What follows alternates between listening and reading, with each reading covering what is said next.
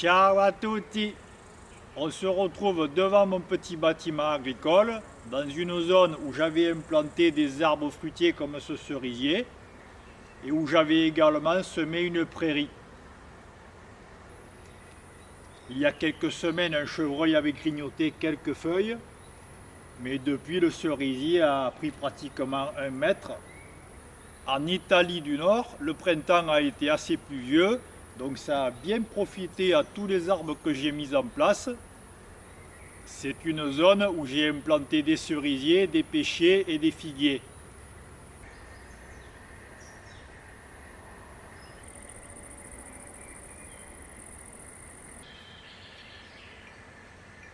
La bonne surprise, c'est que malgré le jeune âge de mes arbres fruitiers, ils commencent déjà à porter des fruits. Et ça, je m'y attendais pas du tout. Ici, c'est un des 3 amandiers que j'ai plantés cet hiver. Je mesure pratiquement 2 mètres et cet arbre dépasse largement les 3 mètres. Ici, je me trouve devant des pieds de vigne que j'ai obtenus par bouturage. J'avais réalisé les boutures en France il y a environ 1 an et demi. Et depuis que je les ai implantés devant ce muret en pierre, elles n'ont fait que croître. Hier, je me suis rendu dans une coopérative agricole. J'ai acheté des poteaux de 3 mètres de haut et je vais réaliser une structure qui portera la vigne. Il y a quelques semaines, j'ai acheté des plants de melon juste pour tester cette culture. Et dans quelques jours, je vais pouvoir récolter mes premiers fruits.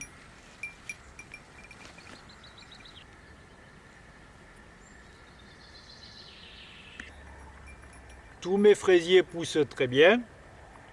J'en profite pour les multiplier grâce au développement de leurs stolons.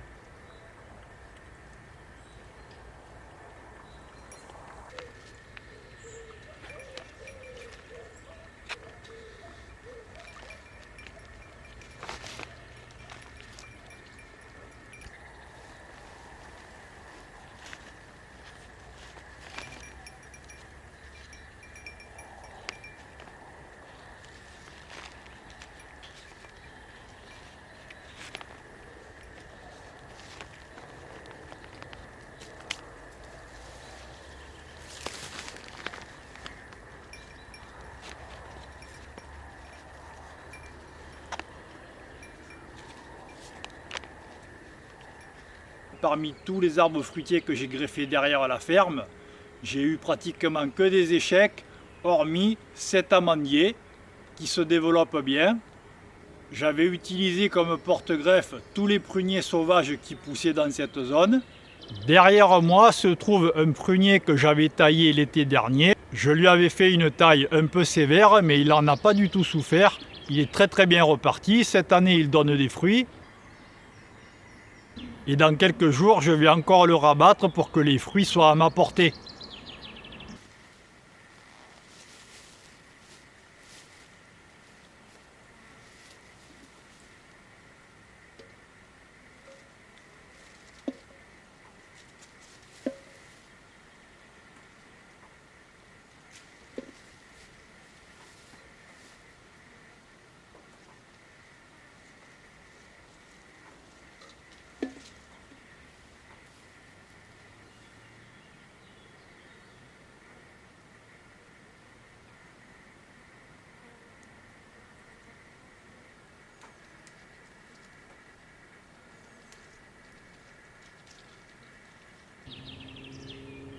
Il y a 1 an, lorsque j'ai acheté cette ferme, ce noyer ne portait absolument aucun fruit. Et par contre, cette année, il est couvert de noix.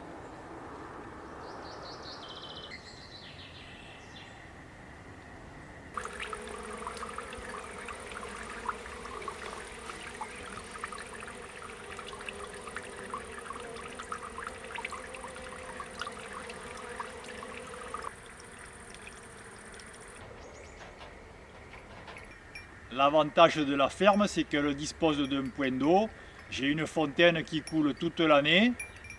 Depuis quelques jours, j'essaie de concevoir un système d'irrigation. Il y a quelques mois, j'ai acheté une citerne de 3000 litres, une plus petite de 1000 litres et j'avais aussi ramené 4 cubes de 500 litres.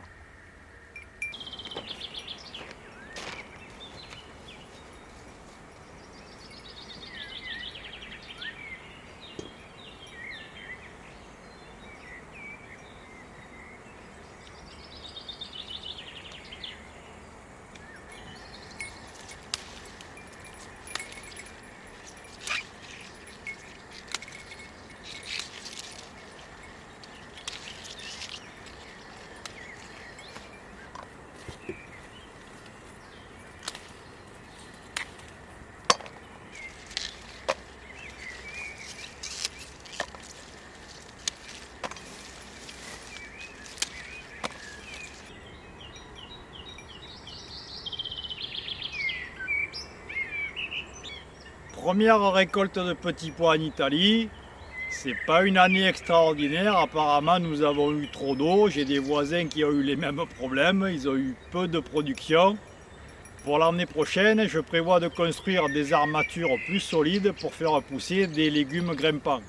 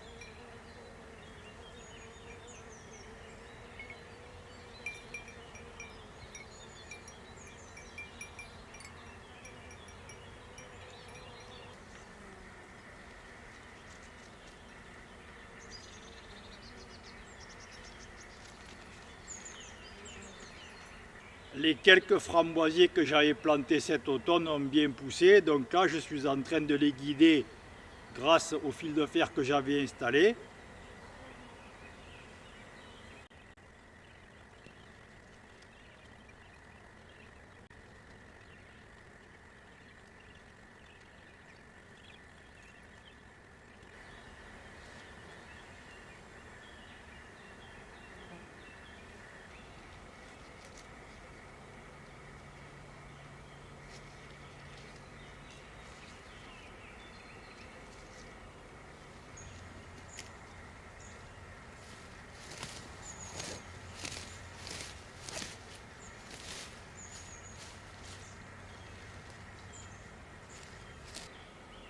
Au début du printemps, j'avais réalisé des greffes d'arbres fruitiers.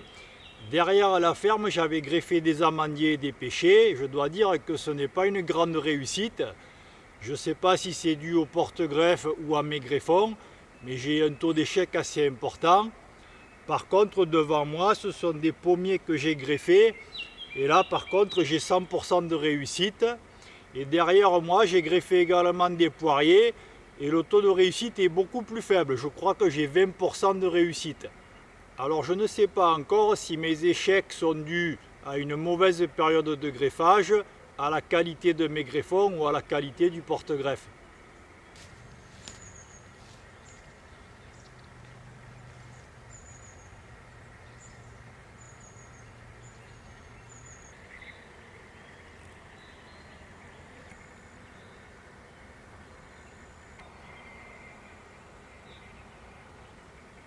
Devant moi se trouve une zone où j'ai implanté de l'oignon. J'avais fait un semis à la volée que j'avais recouvert avec du foin. Les oignons ont bien poussé, ils commencent à atteindre un joli calibre.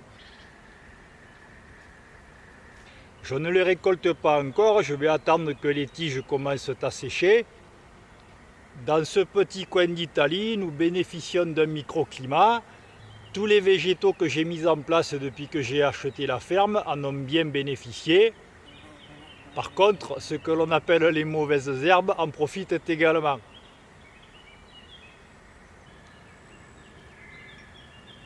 Ici, nous sommes en présence d'un poirier que j'avais greffé. Je l'ai filmé dans une précédente vidéo il y a quelques semaines. Il avait pris 40 cm. Et là, en quelques semaines, il vient de pousser de pratiquement 60 cm. De tous les poiriers que j'ai greffés, celui-ci est le plus vigoureux.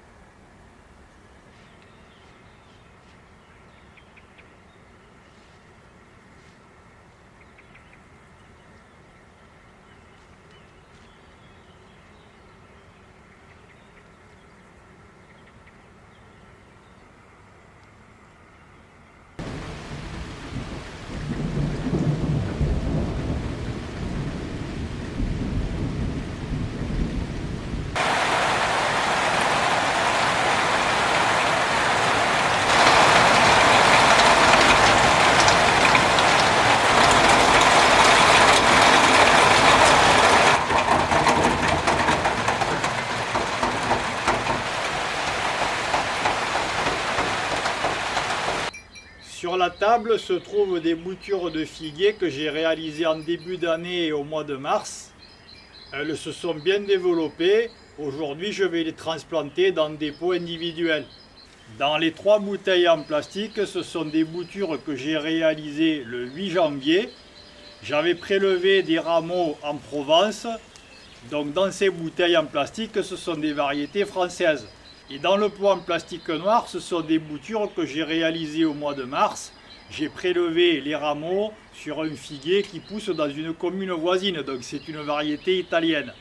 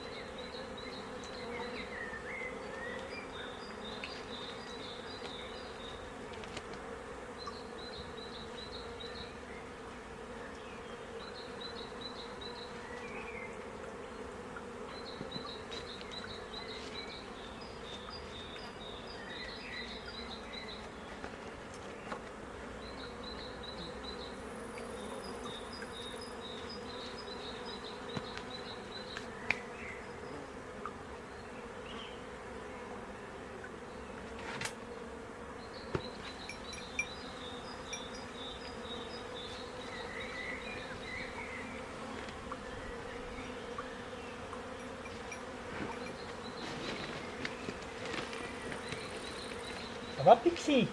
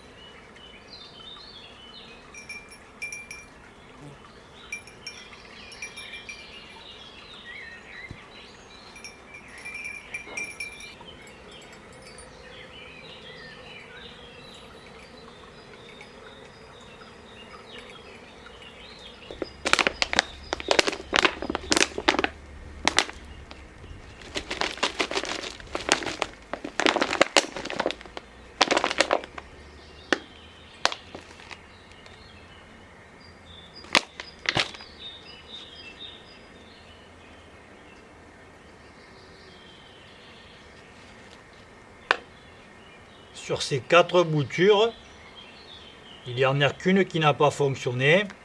Toutes les autres ont des racines.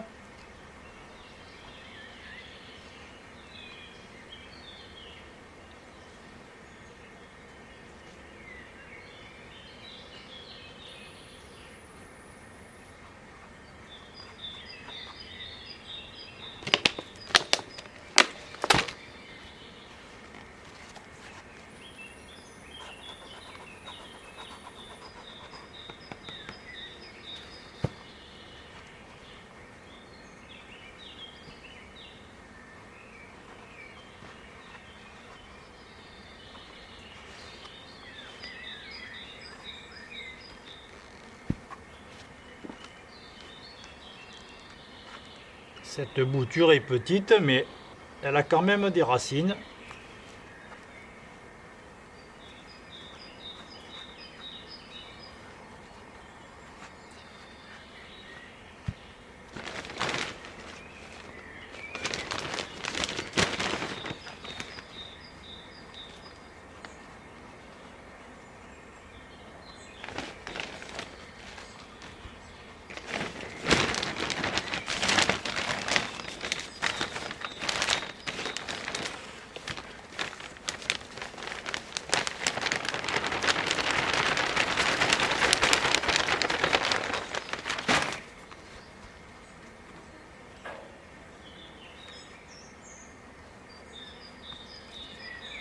J'avais réalisé ces 4 boutures de figuier de variété italienne au mois de mars, donc je préfère les laisser se développer dans leur pot, je ne les touche pas.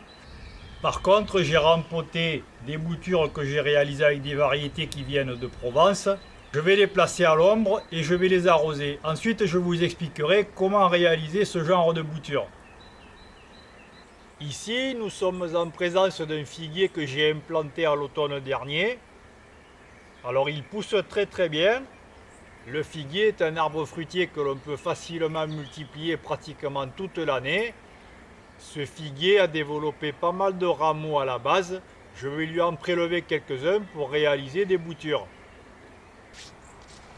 Alors rien de plus facile pour multiplier un figuier. Je taille un rameau. Ensuite j'élimine un maximum de feuilles.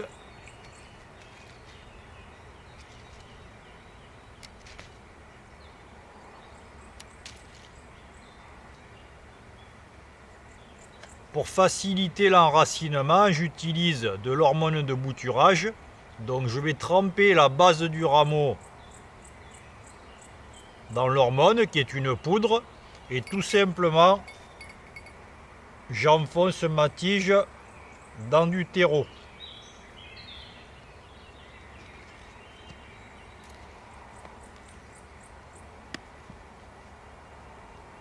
À la base, j'ai mis un peu de sable et ensuite c'est uniquement du terreau. C'est assez rapide à réaliser. Donc là, à la base, j'ai encore un rameau que je ne souhaite pas conserver.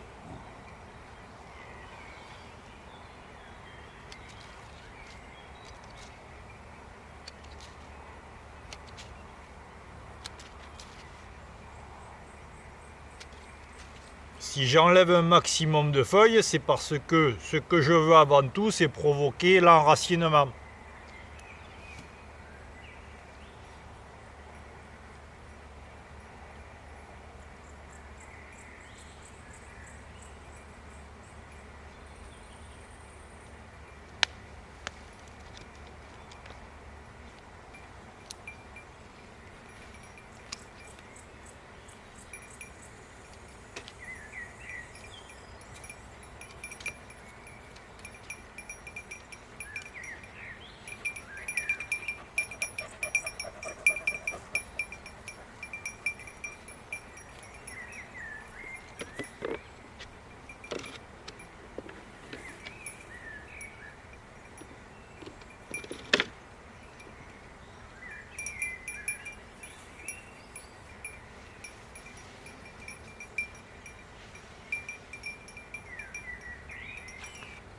Pour favoriser l'enracinement des racines des boutures, il existe une alternative naturelle à l'hormone de bouturage.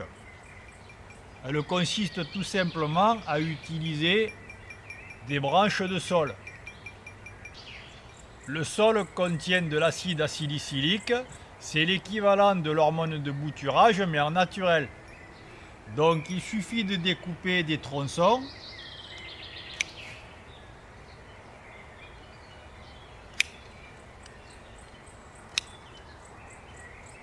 et ensuite de les positionner dans le pot où vous avez réalisé les boutures.